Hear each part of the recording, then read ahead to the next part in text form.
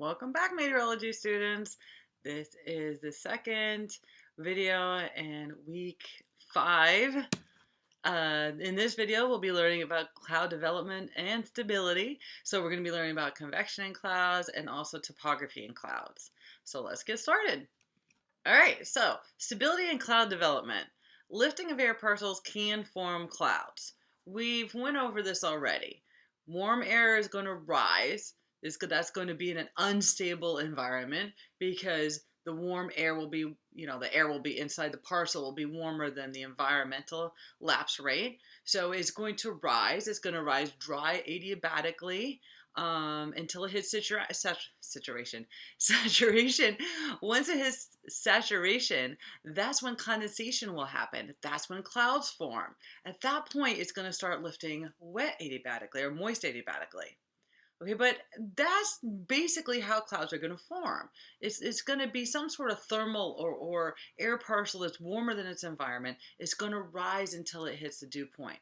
But remember I was telling you guys that it was going to be nudged, if this air parcel is nudged up, and if it's going to go back down, or if it's going to continue rising. Is it going to be stable, meaning will it go back to the same place that it started with, or is it going to end up somewhere different, meaning unstable?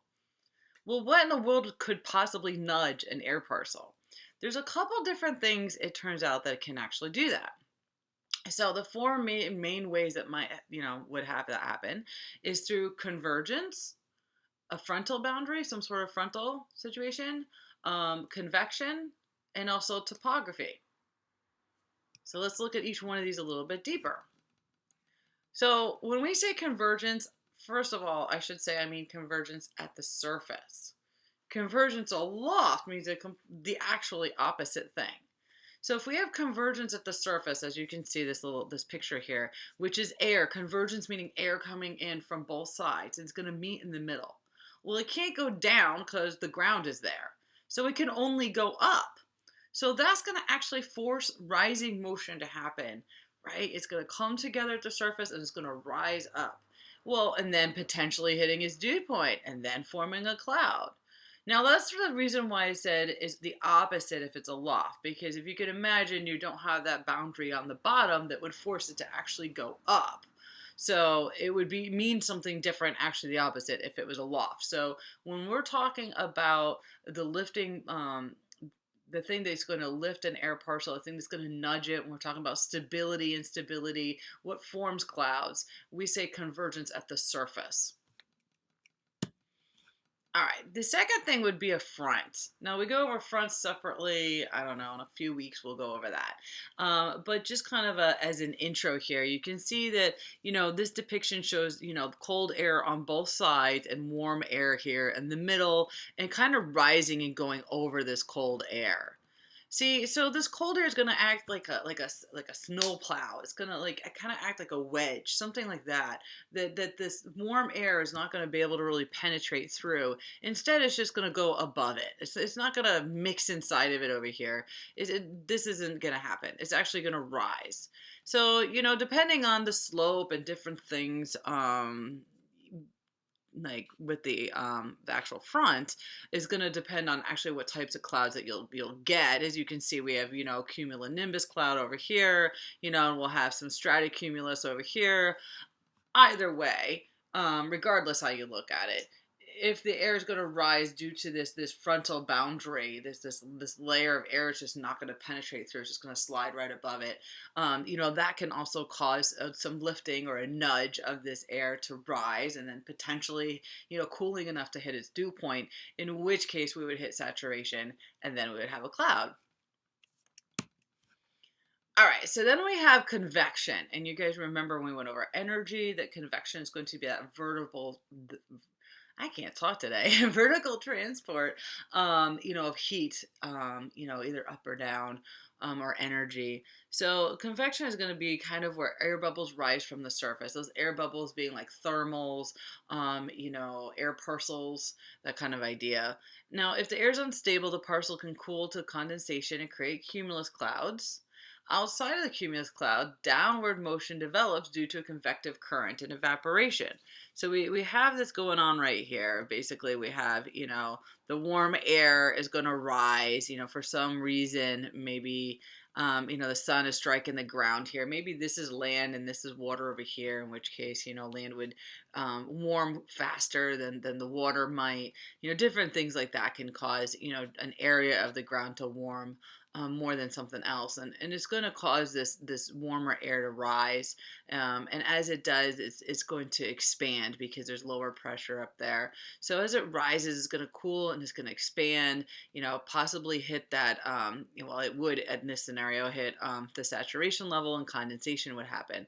At which case, there's going to be this downward motion actually.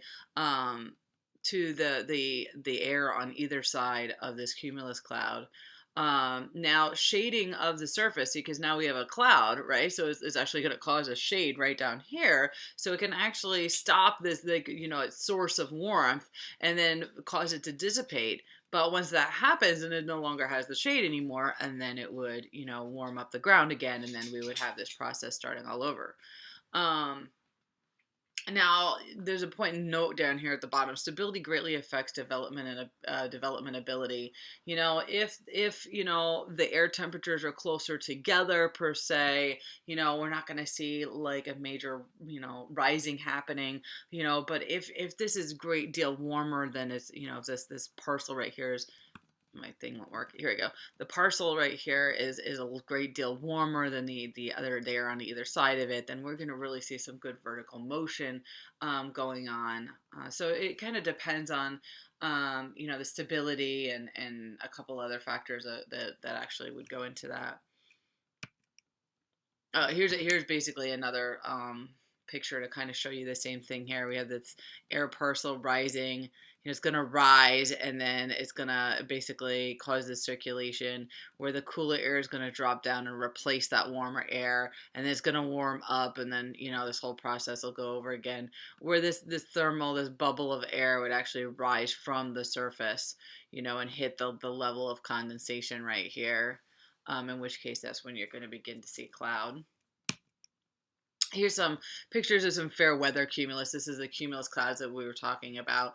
I think I told you guys kind of like the nice pretty ones that you kind of might point out and say, oh, there's a I don't know, a bear or a lion or something. That's what these clouds look like. And then conditionally unstable actually would cause an atmosphere where, you can see like over here, this cumulonimbus cloud, in the distance, but you can also see these fair weather cumulus, closer. So it's going to have like a mixture of different cloud types. And then we got clouds and topography. Now, terrain or mountains can actually cause an air parcel to rise. This is one of my actually favorite phenomenons in meteorology, is the fact that, well, first of all, is the fact that you can actually like heat and cool air just by changing where it is in the atmosphere without adding any, warmth or, taking any away. It's kind of cool to me. But if an air, like basically comes across a mountain, that mountain would actually push it up. And, if you push it up, then it would hit its saturation point on this side of the mountain. And so you can see how this cloud right here is on this side of the mountain, right? And it's going to basically have these clouds, but then once it goes over the mountain, then it's actually going to have a sinking motion. Well, a sinking motion, would bring it further away from the dew point because it's going to be warming up. And so because of that reason, it's usually dry on the other side of the mountain. Let's see. Also, it can use a lot of its moisture up, like the dew point would actually change because it would actually, take some of that moisture out of the air by condensing it out. And yeah, here's kind of like some I want to say picture here. It's got like actual numbers of temperatures to it, so you can kind of see exactly what we mean by, here's the air temperature, here's the dew point temperature, pretty far away from each other there. You can see that the temperature, is actually going, down as it's going up higher in this mountain. So here it's going down, here's going down, here's going down. Once it gets to this point right here, it's saying the air temperature and the dew point temperature are going to be equal here at that 10 degrees, and then it's going to go up until it hits that -2 degrees Celsius. And then after it goes over the mountain, then, the temperature is going to start going back up again. And as the temperature goes back up again, it's actually going to move away, say, from the dew point temperature to where it gets down on the other side of the mountain, and we actually have a warm, dry situation where it's 28 degrees Celsius temperature, and the dew point is 4, so it's pretty far away from each other. And this would be, the same situation that they have going on in Santa Cruz, where the annual precipitation is 30 inches. And on the other side of the Santa Cruz Mountains, because this would be like the Santa Cruz Mountains, we here have in San Jose an average annual precipitation of 15 inches of rain. So you can see, Santa Cruz and San Jose are not very far apart from each other. Really, it's just got the Santa Cruz Mountains in the middle, but one side receiving like double the rain than the other side does. I love the ocean, but I do like having nice, sunny, dry weather most of the time that we have here, so I'm okay with that. Okay, and then we also have these leeward clouds, as we're talking about in the mountains. The mountains will introduce waves basically, in the atmosphere, and it'll cause it to kind of move like this. You can kind of see how that rising motion is gonna, cause the cloud to form as it's rising, and then as it's dropping, you'd have clear air.